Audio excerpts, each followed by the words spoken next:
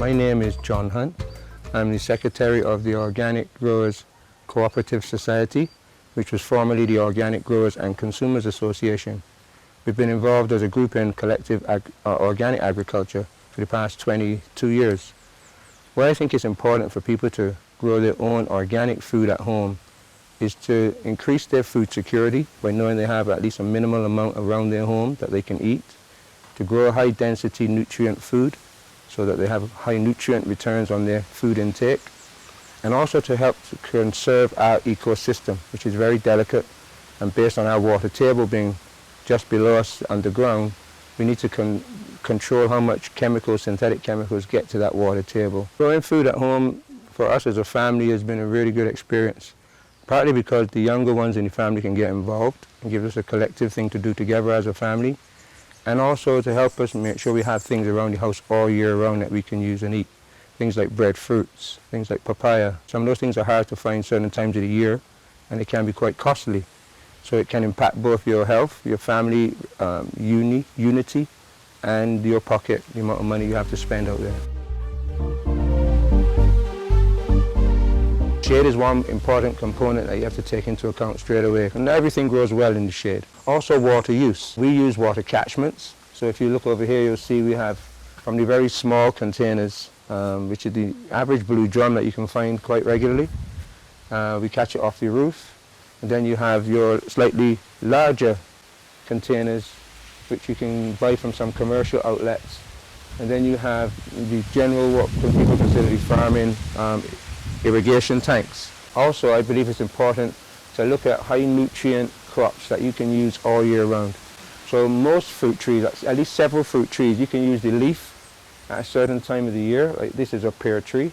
We planted this pear tree about 3 years ago. We just used a space that was one of the biggest areas in the garden. So the leaf is a very good drink. You can make a tea with this leaf and use that all year round to add nutrients to your diet. We also have a papaw tree, which most people will see around their garden. And papaw trees, again, very good vitamin sources, both the fruit and the leaf. If you come further down, you'll see, which become a very popular tree in Barbados, the moringa tree. Very fast growing. It grows like 10 feet per year. And the leaves on this can be used in several ways. You can use it in salads. I was told you can roast them. They make a very nice roasted dinner. You can use the flowers, and you can use the shoots, the fruit from the tree, which is the long pods, either green, and cut them up and use them like you would any type of spinach or anything like that. And you can also use the nuts, and they're high in protein. This is also a very good herb to have around the house. It's an adaptogen herb, which means it adapts to the needs of the body, and there's very few of these types of herbs in the world. But so like things like blood pressure, glucose issues, this is one of the herbs for that. It's a very good nervine, helps you with any nervous problems. Very calmative tea. It also gives you energy when you need it. So blue vervain is a very useful crop. So yeah, my son Justin has been putting together some raised bed gardens for the last couple of weeks. So he will come in and tell you more about that. I decided to start my own little project back of the house just to help the family out. So what I decided to do is I decided to get 2 pallets, cut them into half pieces, so you get at least a thickness for the soil to grow the crops I want. I had to buy some PVC pipe. I think it's 1/4 inch. Could be wrong, or 1/2 inch. But you could choose between which one you want to. Depends on how you want your own nursery to start up. You make sure you get some netting to cover over the crops so that sunlight doesn't damage them too much. And you get your soil, which is behind her. Add your manure, add your compost if you choose to.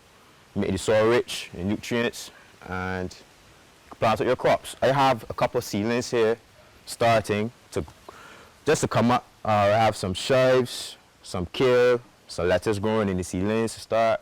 And then on the raised beds, I have red lettuce. I planted them a couple weeks ago. They're now starting to come up. They're growing good. And hopefully I'll get some sales when I start my own business. Thanks for that, Justin. So what we also have in most backyards is the opportunity to do what we call gully farming, or close to the gully farming. So you know you have your monkeys, which can be a concern, but you also have fruit trees that grow fairly well close to any gullies behind your home. So behind us we have breadfruit. When we built this house, we came and found this here, and it's a huge tree, and it gives us breadfruit every year without failure. You also have your neighbours, and this is something I think that's important. because sharing food among neighbours is a very old tradition in the Caribbean. And it's also a good source of planting material. Feeding the crops is very important. Everything needs to be fed. And when we feed ourselves, what we consider to be waste is often food for our garden. So at home, when you eat stuff, probably about 70% of your waste in your house is going to be compostable material. So we try to take our compostable material and just add it to the garden in any form whatsoever. It will break down.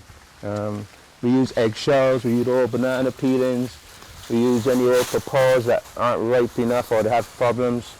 And we just add them to the soil, add them to the trees. You cut them up, the smaller you cut them up, the quicker they break down. You can also prune back the trees, and what you prune off of the trees can go back into the garden. So all the waste material that might be on your trees, break them off once they're not diseased, and just drop them back around your fruit trees.